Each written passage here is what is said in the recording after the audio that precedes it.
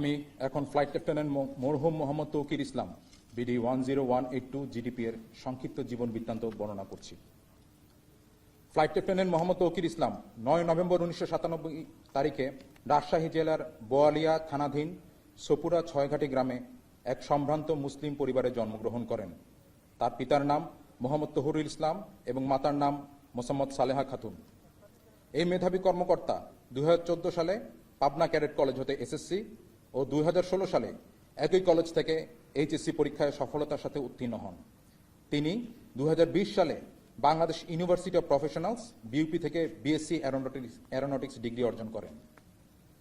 কর্মকর্তা 22 ডিসেম্বর 2016 তারিখে বাংলাদেশ বিমান বাহিনী একাডেমিতে যোগদান করেন এবং সফলতার সাথে প্রশিক্ষণ শেষে 1 ডিসেম্বর 2019 তারিখে জিডিপি শাখায় কমিশন লাভ করেন।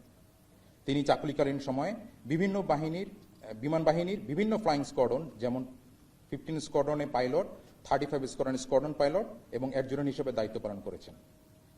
চাকুরিকালীন সময়ে কর্মকর্তা দেশে বিদেশে পেশাগত বিভিন্ন কোর্সে অংশগ্রহণ করে সফলতার সাথে তা সম্পন্ন করেন।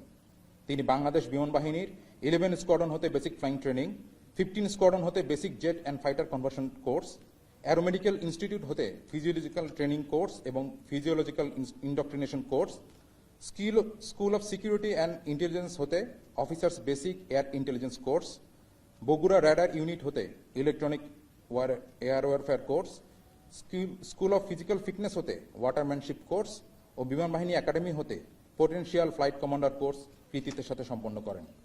এছাড়াও তিনি অতি সম্প্রতি ভারত হতে operational in training aerospace medicine fighter course সফলতার সাথে সম্পন্ন করেন। কর্মকর্তা 21 জুলাই 2025 আনুমানিক 1313 ঘটিকায় নিয়মিত প্রশিক্ষণ উড্ডয়নকালে এক মর্মান্তিক বিমান দুর্ঘটনায় পতিত হন। পরবর্তীতে সম্মিলিত সামরিক হাসপাতাল ঢাকায় চিকিৎসাধীন অবস্থায় মৃত্যুবরণ করেন। ইন্না লিল্লাহি ওয়া ইন্না ইলাইহি রাজিউন। মরহুম কর্মকর্তার কমিশন চাকুরি 5 বছর 7 মাস 21 দিন এবং মৃত্যুকালে তার বয়স হয়েছিল 27 বছর 8 মাস 13 দিন। মৃত্যুকালে তিনি মা বাবা, স্ত্রী এবং অসংখ্য গুণগ্রাহী রেখে গেছেন। বিমান বাহিনীতে তিনি অত্যন্ত সততা, নিষ্ঠা ও দক্ষতার সাথে তার অর্পিত দায়িত্ব ও কর্তব্য পালন করেছেন। আমরা তার বিদেহী আত্মার মাগফিরাত কামনা করছি এবং মরহুমের শোক সন্তপ্ত পরিবারের প্রতি সমবেদনা জ্ঞাপন করছি।